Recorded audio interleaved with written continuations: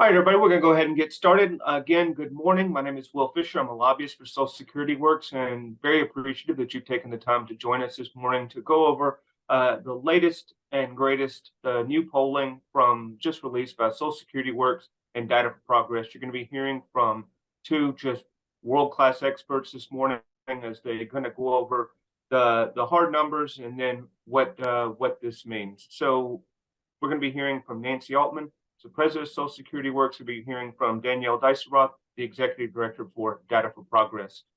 Really excited again to share this information with you. Thrilled that you decided to join us this morning. And again, as I mentioned a moment ago, we will be recording the first part of this webinar, the presentation part, but we will turn the recording off during the Q&A. So feel free to ask any questions that you have at the end of the call. And with that, Danielle, over to you. Thank you so much. Good morning, everybody. I hope everyone had a great 4th of July holiday. I'm really excited to be here this morning with Social Security Works to share some new polling findings from a recent national survey that we conducted on Social Security benefits and how voters perceive the importance of Social Security as an issue. So I'm going to walk through the polling findings. Happy to answer any questions that you have at the end, and looking forward to sharing these results with you all. We conducted this survey just a few weeks ago in mid-June nationwide of likely voters, approximately 1,200 respondents, and this is representative of the American voting population. Just if you're doing some mental math, the margin of error here is about plus or minus 3 percentage points on the top line findings and slightly higher among the subgroups. So just to dive right in here with some of the key findings that I'll be walking through on the next several slides. This should come as no surprise to you all, but voters overwhelmingly oppose efforts to cut Social Security and Medicare. I do polling on a lot of issues, and it is consistently Social Security and Medicare that I find really cross party lines, showing very strong bipartisan consensus in opposition to cuts to Social Security and Medicare, even when those cuts are framed as potentially reducing the national deficit. We also find that voters strongly oppose Speaker McCarthy and the GOP's proposed commission to even study potential cuts to these programs.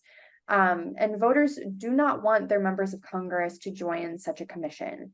I think what's really important to take away from these polling findings is that despite some cross pressures of fiscal responsibility of the government versus government spending on essential programs, Social Security and Medicare are top priorities to voters. They do not want to see those programs sacrificed, even potentially looking at making any cuts to those programs, even in the context of cutting the national debt. So just to dive right in here to walk through the statistics supporting those key findings here.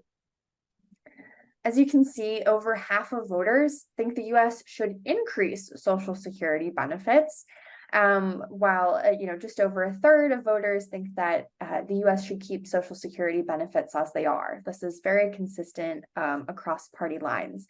But those very, very small bars there represent the handful of percentage of voters who think that the U.S. should cut Social Security benefits to reduce the national debt. So if anything, most voters think that those benefits should actually increase, and essentially no one is thinking that they should decrease in any way. There's a similar story for Medicare. As you can see here, there's near unanimous consensus across party lines that voters think that the U.S. should keep Medicare benefits as they are. A very, very small percentage of voters think that the U.S. should cut Medicare benefits to reduce the national debt. So again, universal agreement here, essentially, that Medicare and Social Security benefits should be off limits. And just to really double down on that point, 81% of voters think Congress should never cut Social Security and Medicare, that those cuts should not be on the table under any circumstance. And that's again in the context of, working together to reduce the deficit by any means necessary in a bipartisan manner. Only, 13% of voters, and that's a pretty, similar statistic across party lines here, think that Congress should reduce the deficit by cutting these programs. So again, just as we're seeing in slide after slide, no matter what way we ask it, folks do not want to see Congress even consider cuts to Social Security and Medicare. Speaking specifically in the context of Speaker McCarthy's proposed commission that could be tasked with cutting government spending, including potentially Social Security and Medicare, nearly 3/4 of voters are in opposition to the creation of this commission. Even almost 2/3 of Republicans oppose Speaker McCarthy creating this commission, again, showing that Social Security and Medicare are really cross-cutting issues across party lines here, that even Republicans oppose the speaker, the leader of their own party, potentially studying cuts to these programs. Similar story told here on this slide. Nearly 2/3 of voters would not want their member of Congress to join Speaker McCarthy's potential commission to study government spending cuts and cuts to Social Security and Medicare. Roughly a quarter of voters would support their member even joining this commission, but again, the overwhelming majority don't even want that conversation to start. And lastly, to leave you with these key takeaways, as we've seen on slide after slide, Social Security and Medicare are issues that have widespread bipartisan consensus. Any potential cuts really elicit a strong negative feedback from Democrats, Independents, and Republicans. There will be a serious backlash to this commission and potential cuts to these programs across party lines if those cuts or that commission were to be created. And I think the other really salient point here is that calls to reduce the national debt fall very flat when Social Security and Medicare are on the table for potential cuts. As potent sometimes as, Republican arguments about fiscal responsibility can be, they're neutralized and then some when in the context of Social Security and Medicare benefits. So I think I would strongly encourage you here, based on the findings from this poll, to not be afraid to really lean into messaging about protecting Social Security and Medicare benefits, to really spelling out for folks what is at stake with Speaker McCarthy's spending cuts and his rhetoric, that even if that he and Republicans are keep coming back to the table to potentially study cuts to these programs. Definitely encourage you to not be afraid to fall victim to any sort of messaging about the national debt, because it is very, very clear that Republicans, Independents, and Democrats alike all do not want to cut these vital programs. So I'm all finished here with my slides, and I will hand it over to Nancy to talk about the political landscape and implications. Danielle, thank you so much and thank you to you and Data for Progress for such informative polling. As the polling, this will not surprise you to know that Social Security and Medicare have historically been a winning issue for Democrats. They're the party that created it. People, when they run strongly on it, they win. It was part of the reason that there was no red wave in 2022. As you may recall, the Republicans' leadership prior to as we were leading into the 2022 election, were talking about making the program discretionary, making it sunset, even holding it hostage to the debt limit, and so forth. And seniors took notice of that. And, we call seniors always voters, because they're going to vote. They're either going to vote for you or against you. And if you can show them that the opposition wants to cut Social Security and Medicare, and you're going to not only protect it but expand it, you're going to win. Now, and that was shown again in 2006. In 2005, George W. Bush, just off winning re-election, announced that he was going to, he didn't call it privatizing Social Security, but he offered a proposal to privatize it. And and everywhere he went, it became less and less popular as he spoke about it. Even though there was a Republican Congress at that point, it wasn't even introduced, much less given a vote. But unfortunately, Democrats learned the wrong lesson. They were concerned that you shouldn't talk about Social Security, that there was no winning message. And so that started a whole trend of the Bowles-Simpson Committee and the Super Committee and all of this stuff that would have fast-tracked cuts through the through Congress if they had succeeded. And that really was a way for Republicans to not have their fingerprints on the cuts. And unfortunately, when you talk about bipartisan commission or a bipartisan solution, voters don't know who's with them and who's against them. Everybody's saying the same thing. And so they move on and vote on other issues. But if you do what the American people want, you don't have to go behind closed doors. You don't have to do a commission. You don't have to fast track. You can do it out in the open. As Danielle showed and talked about in the polling, the American people are united. All the polling shows, and this polling shows that this is that whether you're independent, you're a Republican or a registered Democrat, you don't want to see benefits cut. You believe they're going to be more important than ever in the future. You want to see them expanded. And that is the correct policy. The nation is facing a looming retirement income crisis. And workers know that. You can see poll after poll showing that workers' biggest concern, one of their largest financial concerns, is being able to retire. They recognize that the so-called traditional pensions have disappeared.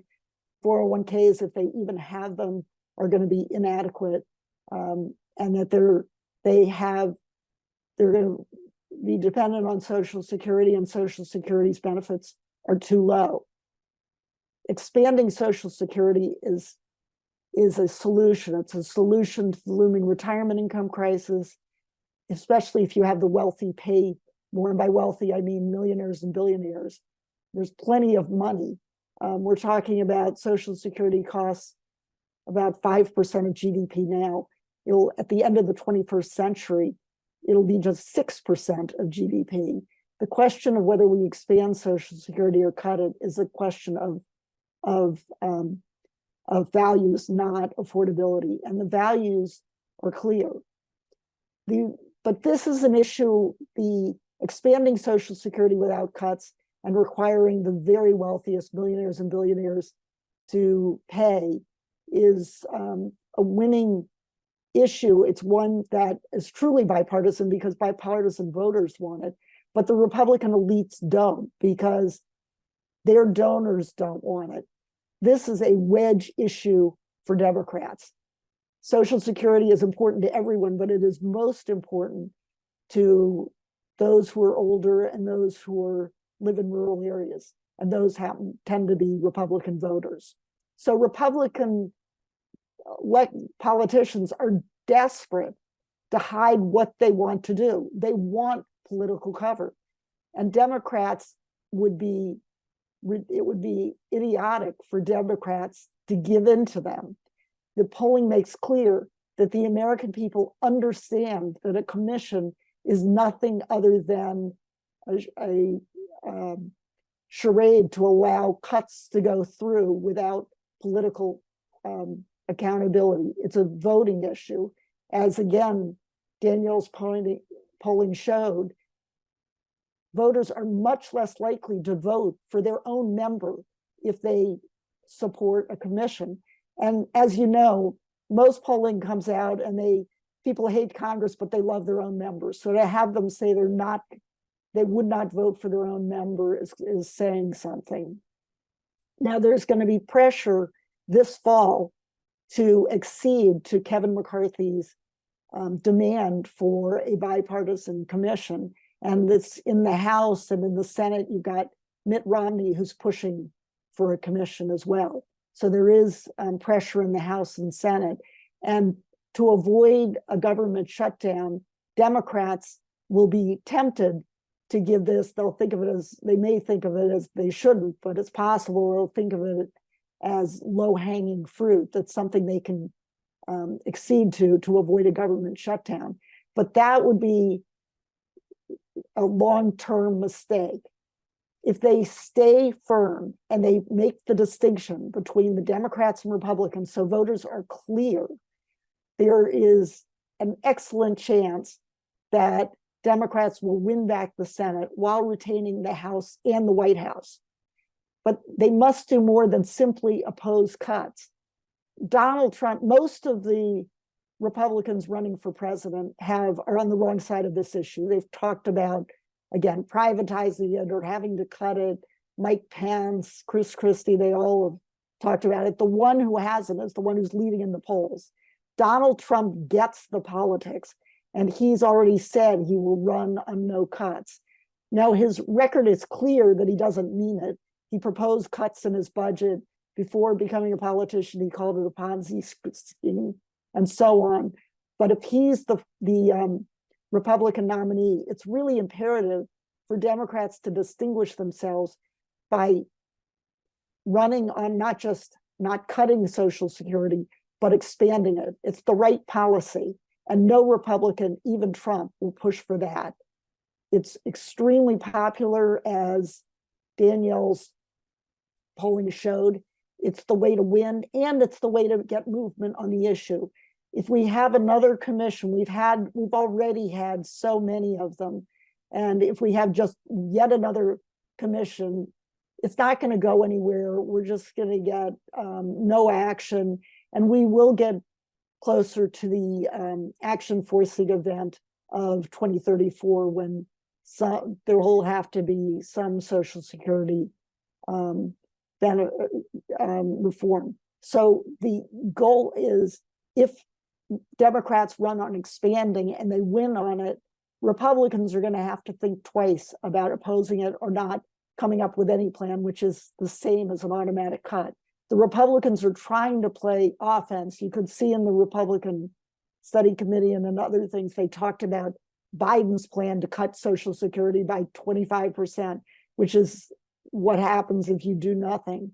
Democrats have to flip that on its head, run on expanding Social Security, and tell the truth that Republicans want to cut it. They want to do it through a commission that will keep their fingerprints off it. They refuse to put their own position, which is the same as an automatic cut. And I believe that all you need is to win a few percentage of seniors in some of the key swing states, and Democrats will win big in 2024. And then they will be in a position, as I say, to move forward. It's the right policy, it's winning politics, but it all falls apart if Democrats agree to a commission. So Democrats, starting with Speaker, I hope he becomes Speaker, but Leader Jeffries should start by announcing that they will have nothing to do with the commission, which is nothing other than an effort to cut these basic, important, fundamental, and really vital benefits. So with that, I think, Will, we're ready for questions.